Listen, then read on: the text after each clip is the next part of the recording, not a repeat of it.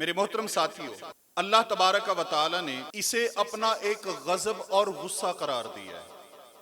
अगर किसी इंसान का दिल सख्त है ना, कि उसे गुनाह करते हुए, जुर्म करते हुए परेशानी नहीं होती, तो ये बहादुरी नहीं, दलेरी नहीं, बल्कि ये अल्लाह का गजब है, अल्लाह की नाराजगी है। और अल्लाह ताला ने इसी का तज़किरा कुरान करीम में फरमाया कि ये अल्लाह की नाराजगी क्यों उतरती है। फरमाया व इज़ क़तलतुम नफ्सा, यहूदियों को मुखातिब किया अल्लाह ने। फरमाया व इज़ क़तलतुम नफ्सन फद्दारअतुम फीहा वल्लाहु मुखरिजुम मा कुंतुम तक्तुमून फ़कुल नज़रिबूहु बिबादिहा कज़ालिका युह्यिल्लाहुल मौता व युरीकुम आयातिही लअल्लकुम ताक़िलून सुम्मा क़सत क़ुलूबुकुम मिन बादि ज़ालिक फ़हिय कल हिजारति औ अशद्दु क़स्वा। खालिक कायनात ने फरमाया, ऐ बनी इसराइल, वो टाइम याद करो, व इज़ क़तलतुम नफ्सा, जब तुमने एक बंदे को कत्ल किया था, अपनी कौम के एक फर्द को कत्ल किया। कत्ल करने के बाद लड़ाई करने लग गए, झगड़ने लग गए कि इसका कातिल कौन है। कातिल भी छुपा फिरता है लेकिन बोलता नहीं कि ये कत्ल मुझसे हुआ। अल्लाह मालिक कायनात फरमाते हैं, मेरा फैसला था कि इस कत्ल को मैंने जाहिर करके रहना है, जो तुम छुपा रहे हो मैं जरूर सामने लेके आऊंगा। मालिक कायनात ने आर्डर दिया, हुक्म दिया, ए बनी इसराइल गाय ज़िबा करो। अल्लाह तबारक व तआला ने गाय का हुक्म दिया। बहरहाल इन्होंने गाय ज़िबा की। गाय ज़िबा करने के बाद खालिक कायनात ने फरमाया, गाय का गोश्त लो और उस मुर्दे पर मारो जो कत्ल हो गया है। मालिक कायनात के आर्डर के मुताबिक, हुक्म के मुताबिक जब उस मुर्दे पे गोश्त को मारा गया, लगाया गया जो कत्ल हो चुका था, खालिक कायनात ने फरमाया, मैं तुम्हें अपनी निशानियां बताना चाहता हूं ताकि तुम समझ लो कि वो खालिक कितनी कुदरत वाला है, वो कितनी पकड़ वाला है, वो कितनी बड़ी कारीगरी वाला है। ये गोश्त मारा गया मुर्दे पर, मुर्दा जिंदा होके बैठ गया। गाय का गोश्त मुर्दे पे मारा, मुर्दा जिंदा हुआ। मुर्दे से कहा, पूछो तुम्हारा कातिल कौन है। अल्लाह तबारक व तआला ने जनाब मूसा अलैहिस्सलातु वस्सलाम की ज़बानी ये बनी इसराइल को हुक्म दिया कि अब पूछो इससे कि तेरा कातिल कौन है। मुर्दे ने बता दिया मेरा कातिल कौन है। अल्लाह तबारक व तआला फरमाती हैं, हमारे मुतालिक का बात आज जिस उन्वान पे हमने गौर करने, खालिक कायनात फरमाते हैं, सुम्मा क़सत क़ुलूबुकुम, फिर तुम्हारे दिल पत्थर हो गए। पत्थर क्यों हुए? एक बंदे को कत्ल करने की वजह से, एक कत्ल की वजह से अल्लाह तबारक व तआला ने फरमाया पत्थर हो गए तुम्हारे दिल। और कितने पत्थर? फ़हिया कल हिजारा, इतने पत्थर इतने सख्त हुए जैसे पत्थर होते हैं। औ अशद्दु क़स्वा, या पत्थर से भी सख्त। क्योंकि अल्लाह फरमाते हैं कि कुछ पत्थर ऐसे हैं जो अल्लाह के डर से गिर पड़ते हैं, कुछ पत्थर ऐसे हैं जिनसे पानी जारी हो जाता है, मतलब उनके अंदर भी कोई ना कोई नरमी वाला पहलू मौजूद होता है। और इंसान का दिल तो बाज़-औक़ात पत्थर से भी ज्यादा सख्त हो जाता है कि अल्लाह तबारक व तआला की आयात के लिए उसको सुनकर अल्लाह के डर के आगे ये पानी का एक कतरा भी बहाने के लिए तैयार नहीं है।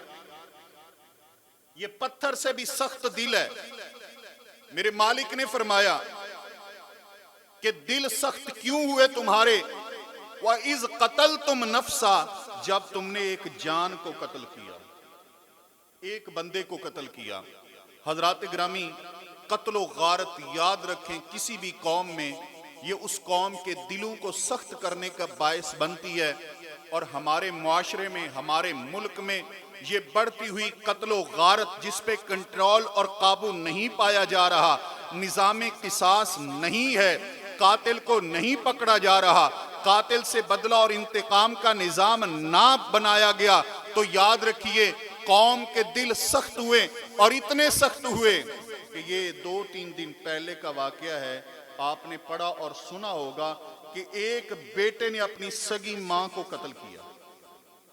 हमारे मुल्क में सगी मां को कत्ल किया और मां के अल्फाज पूरे मीडिया पे गर्दिश कर रहे थे कि वो जान देने से पहले कहती है कि मेरे बेटे को मेरे बदले में मारना नहीं बल्कि मेरे बेटे के खाने और पीने का ख्याल रखना। ये मां है, इसकी खुराक का ख्याल रखना। हजरात गिरामी, इस कदर दिलों की सख्ती, आइए गौर कीजिए, अपने दिलों की नरमी की तरफ, दिलों के इलाज की तरफ आए। दूसरा सबब दिल के सख्त होने का, अल्लाह ताला फरमाते हैं फबिमा नक़ज़िहिम मीसाक़हुम लअन्नाहुम वजअलना क़ुलूबहुम क़ासिया, कि ये बनी इसराइल, ये यहूदी लोग, क्योंकि ये बार बार वादे तोड़ा करते थे, वादों को तोड़ने की वजह से अल्लाह तबारक व तआला ने फरमाया मैंने इन पर 2 अजाब नाजिल किए। पहला अजाब इलाहुल आलमीन फरमाते हैं लअन्नाहुम, मैंने इन पर अपनी लानतों का नज़ूल कर दिया। और दूसरा अजाब वजअलना क़ुलूबहुम क़ासिया, हमने इनके दिलों को सख्त कर दिया। अल्लाह की याद के आगे, परवरदिगार के खौफ के आगे इनके दिल नरम होने के लिए तैयार नहीं। ऐ मेरे दोस्तों, याद रखें, अगर अल्लाह तबारक व तआला का पैगाम सुनकर, अजान सुनकर, कुरान सुनकर तेरा दिल रोता नहीं है, तेरा दिल नरम होता नहीं है, तेरा दिल मस्जिद की तरफ आता नहीं है, तेरा दिल कुरान की तरफ आता नहीं है, बल्कि तू आगे से मजाक बना लेता है, फिर दिल सख्त हो चुका है, दिल बीमार हो चुका है। इस बीमारी का इलाज कर। तीसरा सबब दिल क्यों पत्थर हो जाते हैं, मेरे प्यारे पैगंबर सल्लल्लाहु अलैहि वसल्लम ने फरमाया, आपकी हदीस मुबारका, ला तुक्सिरुल कलाम बिगैरि ज़िक्रिल्लाह, ऐ लोगो अल्लाह के जिक्र के बगैर ज्यादा बातें न किया करो। बात वो करो जिसमें अल्लाह की बात हो, उसके रसूल की बात हो, अल्लाह का जिक्र हो। अपनी मजालिसों को अल्लाह के जिक्र के साथ खूबसूरत बनाओ, उसके रसूल की बातों के साथ खूबसूरत बनाओ। मेरे मोहतरम साथियों, जहां बैठे हैं कोशिश करें कोई ऐसी बात हो जिस बात का बैठने वालों को फायदा हो।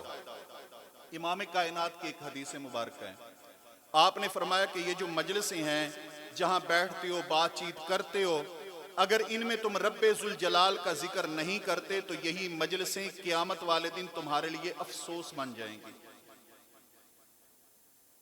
अफसोस किया करोगे। इसलिए अपनी मजलिस को फायदा मंद बनाएं, अपनी मजलिस को अल्लाह के जिक्र वाला बनाएं। ऐसा ना हो हर बंदे के पास अपना अपना मोबाइल है और अपनी अपनी मसरूफियत में और अपनी अपनी लायानी चीजों में वो लगा हुआ है। अपनी मजलिस अल्लाह तबारक व तआला के जिक्र के साथ मुज़य्यन करें। फरमाया अल्लाह के जिक्र के बगैर ज्यादा कलाम न किया करो। क्यों? इसलिए कि अल्लाह के जिक्र के बगैर जो कलाम की कसरत और ज्यादती है वो दिल के पत्थर होने का सबब बन जाती है। 3 चीजें। और चौथी बीमारी जिसकी वजह से दिल मुर्दा होता है, दिल पत्थर होता है, मेरे प्यारे पैगंबर सल्लल्लाहु अलैहि वसल्लम ने फरमाया ला तुक्सिरु ज़िहका, ज्यादा हंसा ना करो। फ़इन्न कसरत ज़िहकी तुमीतुल क़ल्ब, इब्ने माजा की हदीस मुबारका, बहुत ज्यादा हंसना ये दिल को मार देता है, मुर्दा कर देता है, दिल की मौत का सबब बन जाता है। और कुरान करीम ने भी यही कहा कि फलयज़हकू कलीला वलयबकू कसीरा, कि हंसो थोड़ा और रोवो ज्यादा, यानी अल्लाह के आगे रोने की कोशिश करो, अल्लाह से अपना ताल्लुक बनाओ। मेरे मोहतरम साथियों, जब इंसान का दिल पत्थर हो जाए तो उसका नुकसान क्या है? पहले मैंने अर्ज किया अल्लाह की लानतों का नज़ूल होता है। और दूसरी बात, रसूलुल्लाह सल्लल्लाहु अलैहि वसल्लम की हदीस जामे तिरमिज़ी में मेरे प्यारे पैगंबर सल्लल्लाहु अलैहि वसल्लम ने फरमाया इन्ना अबअदन नास मिनल्लाहि अल क़ल्बुल क़ासी, लोगों में सबसे ज्यादा रब से दूर वो होता है जिसका दिल सख्त होता है। सख्त दिल और पत्थर दिल इंसान ये अल्लाह से दूर है। इसलिए दिलों में नरमी पैदा कीजिए। और सैयदना अब्दुल्ला बिन अब्बास रजी अल्लाह तआला अन्हुमा के अल्फाज पे गौर कीजिए। उनका कौल है, फरमाते इन्ना लिस्सय्यअति सवादन फिल वजही व जुल्मतन फिल क़ल्बि व वहनन फिल बदन व नक्सन फिल रिज़्क़ व बुग़्ज़न फी क़ुलूबिल ख़ल्क़। फरमाया कि जराइम की वजह से, गुनाहों की वजह से, अल्लाह की नाफरमानियों की वजह से क्या नुकसानात होते हैं, चेहरे पे स्याही छा जाती है। दूसरा नुकसान फरमाया दिल के अंदर तारीकी आ जाती है। तीसरा नुकसान वहनन फिल बदन, जिस्म कमजोर हो जाता है। चौथा नुकसान रिज़्क़ के अंदर कमी वाक़ई होती है। और पांचवा नुकसान ये है कि मखलूक के दिलों में आपके लिए बुग़्ज़ पैदा होना शुरू हो जाता है जब अल्लाह ताला की नाफरमानियां करते हो। और इसी तरह अगर उस जमाने और दौर को देखें कि जब लोगों के दिल नरम थे तो अल्लाह तबारक व तआला के बंदे, उनके अंदर खौफ का मेयार क्या था। एक हदीस मुबारका है, सही बुखारी में मौजूद है, लेन देन के मामलात में लोग किस कदर खौफ और डर का शिकार थे जब दिलों में नरमी थी। इमाम कायनात सल्लल्लाहु अलैहि वसल्लम फरमाते हैं कि दो बंदे हैं, इन दोनों का आपस में एक सौदा हुआ। एक शख्स जरी जमीन वो बेची और दूसरे ने खरीद ली। खरीदार ने क्या किया कि उसमें हल चलाने के लिए आया। जब हल चलाने लगा तो जमीन के अंदर से एक बहुत बड़ा मटका मिला जो सोने का भरा हुआ, मटका सोने का भरा हुआ। वो हैरान हुआ कि जमीन से ये निकल आया। बहरहाल उसने वो मटका उठाया और जिससे जमीन खरीदी थी उसके पास चला गया।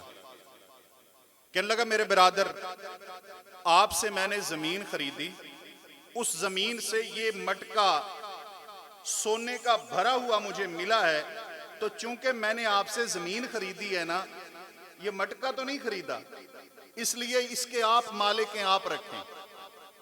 वो आगे से क्या कहता है?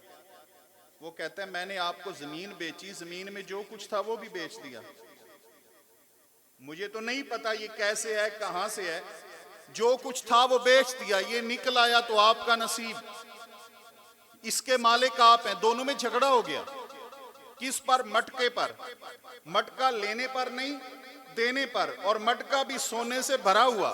झगड़ा हुआ और कोई फैसला नहीं कर पा रहे। इसी दौरान एक दाना आदमी के पास चले गए, किसी बड़े के पास, के ये हमारा तनाज़ा है, आप फैसला कर दें। उसने कहा कि मुझे ये बताओ, आपकी औलाद है?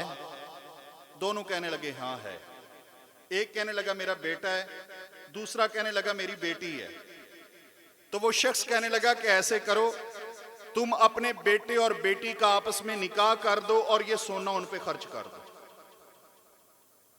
कुछ इसमें से सदका कर दो, कुछ उन पे खर्च करो, तुम्हारा दिल भी मुतमैन हो जाएगा और तुम्हारा झगड़ा भी खत्म हो जाएगा।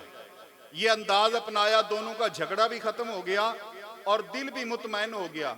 मेरे वाजिबुल एहतराम साथी और मेरे दोस्तों और बुजुर्गों, ये वो लोग हैं जिनके दिलों में रब का खौफ है, जिनके दिल नरम है। और इधर हमारी कैफियत क्या है? आप मस्जिद के अंदर, जो अल्लाह का घर है, मस्जिद के अंदर, वहां पर पाकिस्तान में बगैर संगली के आप वाटर कूलर के साथ एक गिलास रख के दिखा देंगे। हम वो नहीं छोड़ते, जूते नहीं छोड़ते।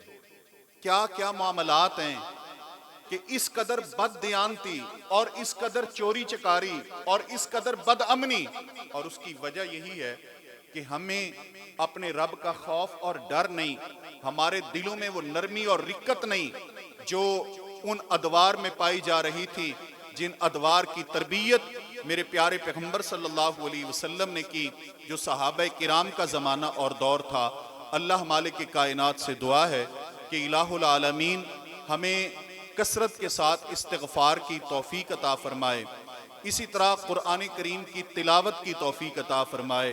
कुरान की तिलावत भी एक ऐसा अमल है जिससे दिल की सख्ती दूर होती है और दिल नरम होता है। और तीसरा, रसूल पाक सल्लल्लाहु अलैहि वसल्लम से एक शख्स ने कहा अल्लाह के नबी मेरा दिल सख्त है, मुझे कोई इलाज बता दीजिए। मेरे प्यारे पैगंबर फरमाते हैं इमसाह रअसल यतीम, यतीम के सर पे हाथ रखा कर, तेरा दिल नरम हो जाएगा।